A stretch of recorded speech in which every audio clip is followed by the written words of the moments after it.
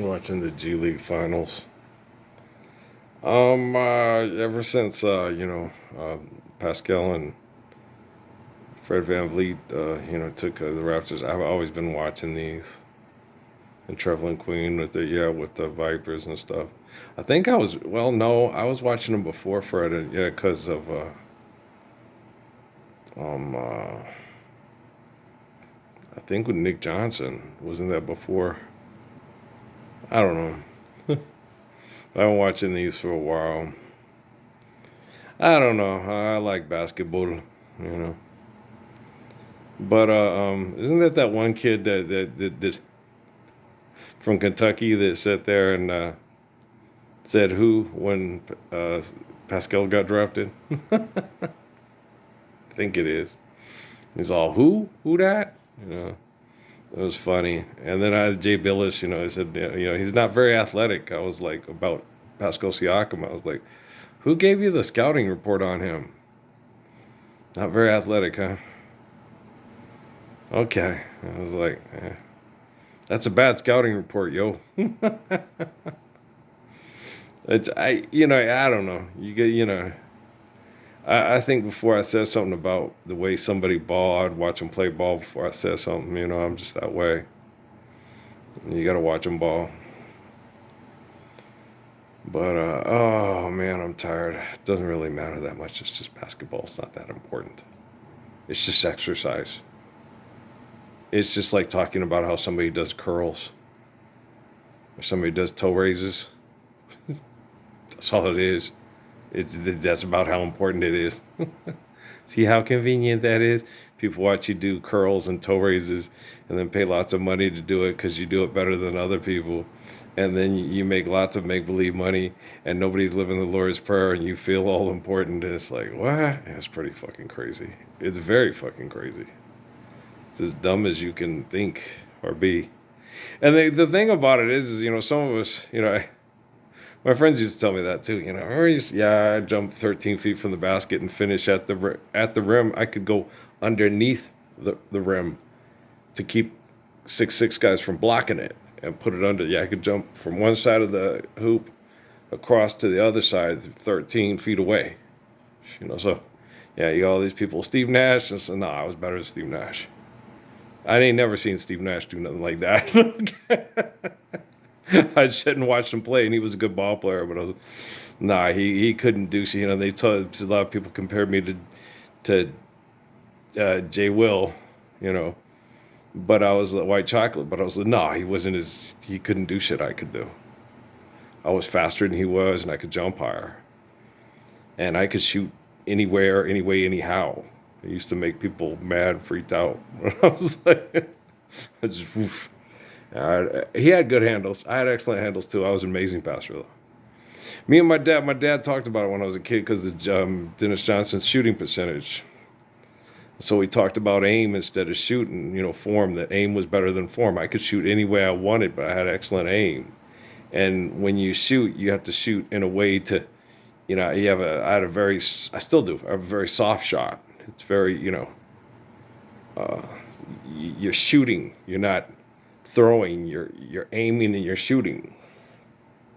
That's what Charlie said about me. He said, man, it's so cool playing with you because your shot is so soft and it comes off and you know exactly where it's going to come off almost all the time because it's so consistent, like my passing. And he said, if the team, my teammate doesn't get it, I get it because I know if it's coming off, if it's a bad shot, I usually got it because I knew where it was coming off because I shot it and I missed. If I was off, if the ball slipped or it was, because that's what the defenders are there to do. The defenders are there to make sure that you're, because me and Dad talked about that. He said, well, they should have a higher percentage. I said, well, Dad, it's hard because you're going up against really good athletes that are doing everything in their ability to make sure that it's hard for you to make the shot. That's why you have lower shooting percentages and stuff. And Dennis's was in the 40s. Or was it in the third, like 38 or something? I can't remember. But it wasn't real high, and they talked about it, and I was like, well, I'll make sure I can do everything to have a real good shooting percentage, which, for a 5'11", 6-foot guy, Usually guys that have a high shooting percentage are 6'11", or over 6'11" and 7 feet tall, because they shoot a lot of dunks and layups. They shoot in the, if you're going to shoot in the 60s or 70s, is because you're shooting lots of dunks and layups. And other reason you're shooting in the 60s and 70s because other big guys are trying, like Nate Thurman, trying to stop you from doing it. And so, yeah. But when I used to play, I used to have a lot of games where I could shoot 60s and 70s. I was the king of mid-range shooting, and they made me be that, because I used to try to finish at the rim all the time because I was so athletic and quick, but they would hurt you.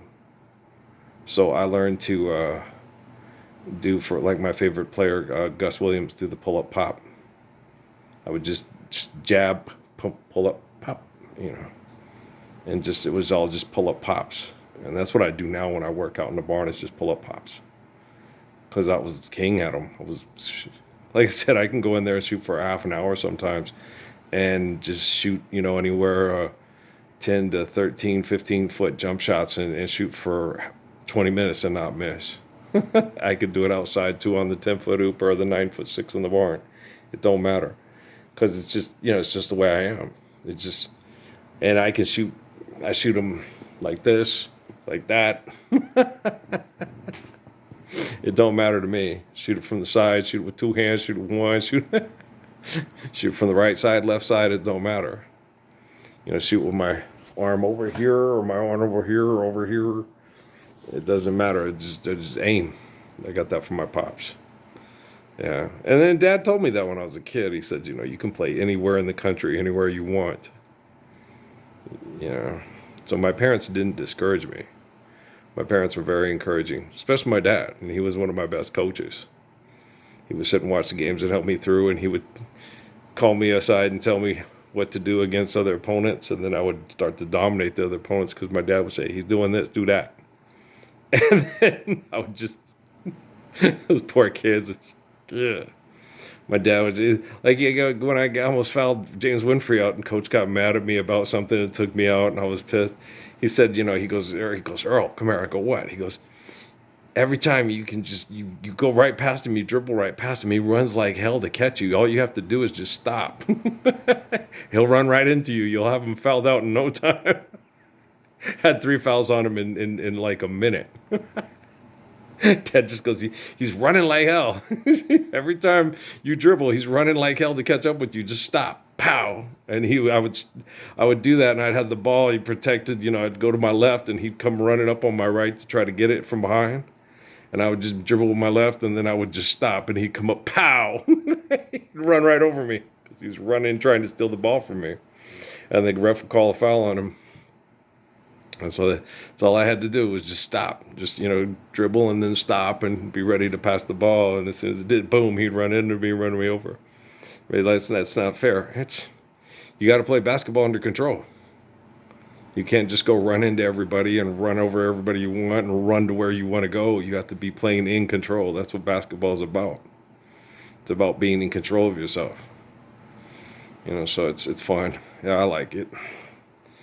I don't have to coach it. I was already one of the best players in the whole world, and I've coached and talked about basketball on this YouTube for a lot of times for 15 years, and all you have to do is just listen to me and just go, "Get man, the man knows what he's talking about," and then just take that and do with it what you will.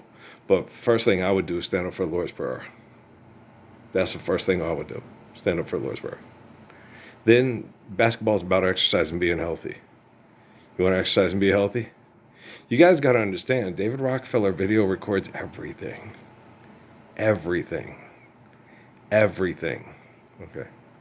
And when I've accomplished what I was born to do, your whole family, all your descendants are going to be able to go back and look at your whole digital history to see if you stood up for the Lord's Prayer with the Messiah, Ralph Earl Parsons Jr., or if you believed in the comic book character by Constantine that was like believing in Stan Lee's Black Adam was going to save the world from J. Wayne Rock Johnson's ego. Okay.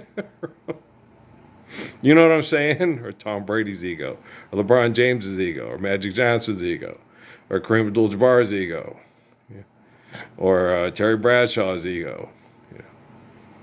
Who else is goaties? Billie Jean King's ego.